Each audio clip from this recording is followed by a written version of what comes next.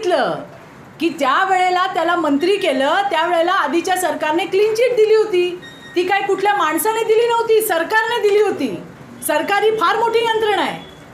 ही काय कुठल्या चित्रा वाघने दिली नाही का निलय नाईकने दिलेली चिठ्ठी नव्हती की नाही बाबा हा निरपराध आहे. अरे सरकारने दिलेली आहे. आपला विषय हा नारी शक्ती वंदनचा आणि संघटनेचा विषय आहे. एक काहीतरी रश्मीशाळ करू नका तुम्ही. तुम्हाला विनंती आहे. यांची चाचपणी सुरू आहे. लोकसभेचा उमेदवार म्हणून महायुतीकडून त्यांची नावाची चर्चा आहे. या संदर्भात आपला विरोध राहणार आहे का की त्यांना उमेदवारी मिळायला नको आहे? नाही, कसं आहे, this is very wrong question to me. हा माझा विषयच नाही.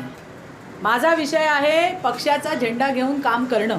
आमचं शीर्ष नेतृत्व त्या ठिकाणी बसलेलं आहे. अजून कुणाला देणार कुणाला नाही देणार याच्याबद्दल काही बोलणं नाही. आणि बोलणं झालं असेल तर मला वाटतं निलय नाईकांना माहिती असेल किंवा आमच्या जिल्हाध्यक्षाला माहिती असेल, यांना माहिती असेल. माझ्यासारख्या कार्यकर्त्यापर्यंत हा विषय नाही.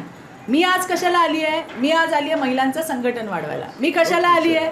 माझ्या जे कॅडर आहे त्या कॅडरला बूस्ट करायला, आणि ते काम मी करते. बाकी काय आणखीन राजकीय प्रश्न या संदर्भात असतील तर हे तिघं नेते आमची उत्तरं तुम्हाला देतील.